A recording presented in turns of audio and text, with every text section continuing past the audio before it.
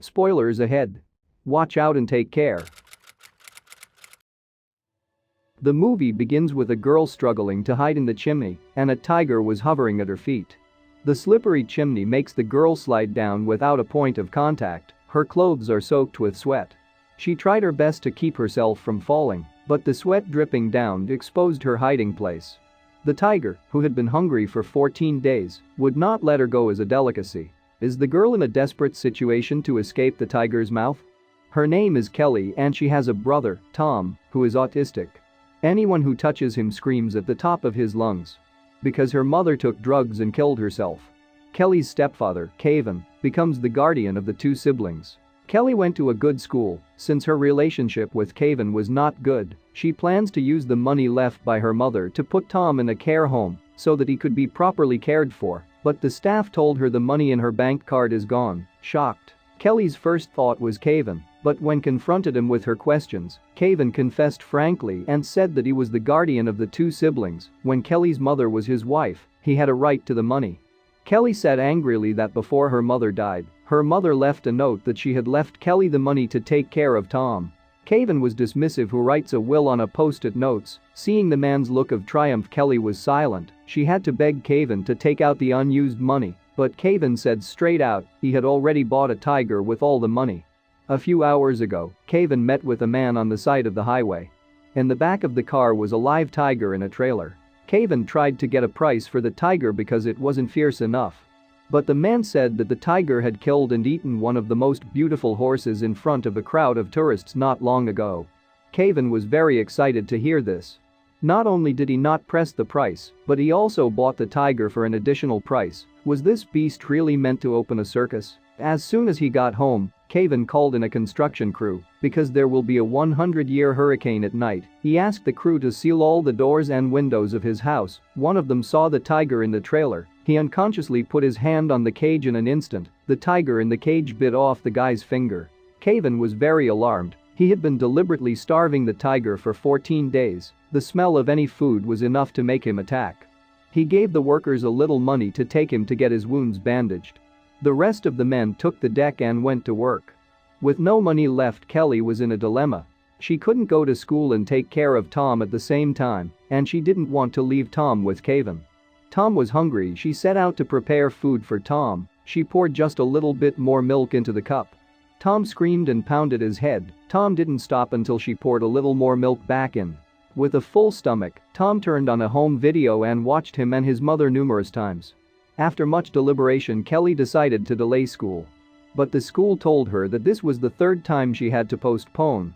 If she didn't report on time again, the scholarship would be given to someone else. Kelly could only stifle herself in her pillow and turn her frustration into a loud scream. At night, the wind outside started to get stronger and stronger. Someone dragged the cage with the tiger to the door with great effort.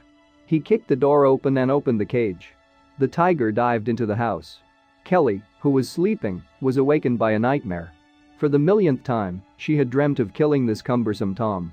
It was already 6 a.m. An hour earlier, the hurricane had made landfall. Restless, she went downstairs to get some water. Kevin had left a note on the fridge. After drinking the water, Kelly went back to the second floor.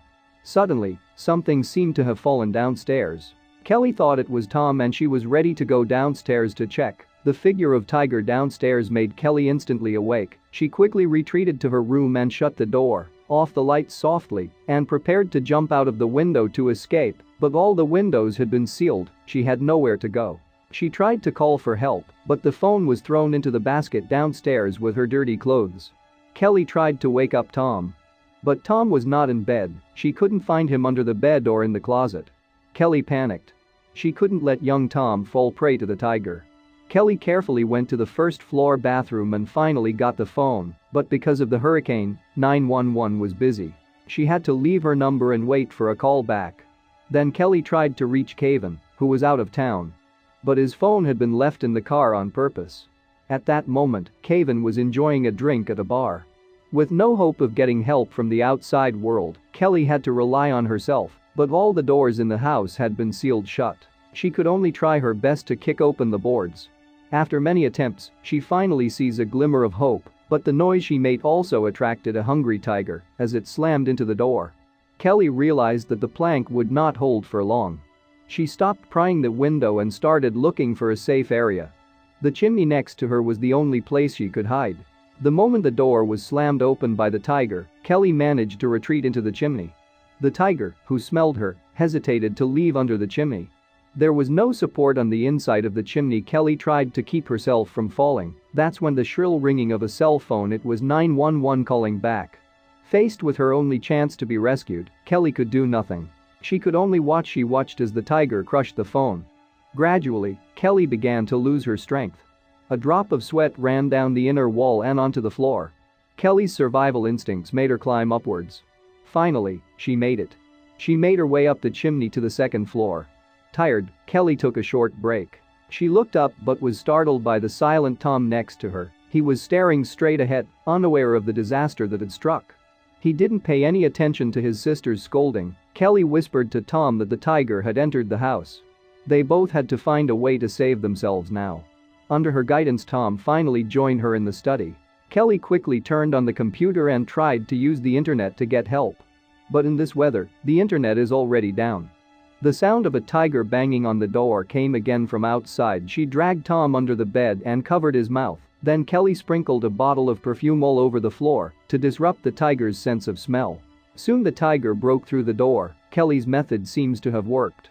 The tiger prowled around the bed and even jumped on it. But are the two siblings really safe? The two siblings are trapped by the raised bed and can't move. Kelly finally opened the door to the room. She dragged Tom out before the tiger tore up the mattress. While the tiger was trapped, Kelly lifted a table and tried to break the board that sealed the door.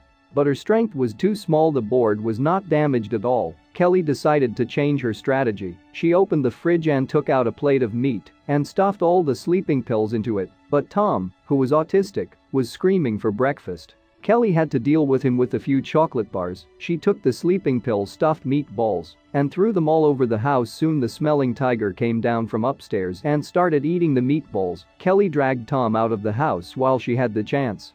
She brought a table and tried to hide in the attic, but the entrance to the attic had already been secured. The tiger strikes again. The siblings quickly hid in another room and used a cabinet to block the door. She continued to try to break the window to escape. At this point, Tom's illness returned. The good thing is that his mother's clothes can help him to relieve his anxiety for a while. The sound of the tiger crashing outside the door again. The fragile door and cupboard could not hold for long. Kelly grabbed the tools at hand and hid in the small check room. Sure enough, the tiger was back in. Tom's scent was quickly picked up by the tiger. In an instant, Kelly was no longer passive. She uses the tools in her hands to frantically destroy the wood behind her. The tiger outside is also trying to break into the check room. Now it's all about speed, but Kelly is a little faster. She gets through the wall first and pushes Tom down the aisle first. Kelly, who was a little late in getting out, was scratched by the tiger. The tiger's head sticks out of the hole and almost bites Tom. Kelly hit the tiger's head with the tool in her hand. The tiger flinched for a moment. The two siblings then escaped to the study downstairs again.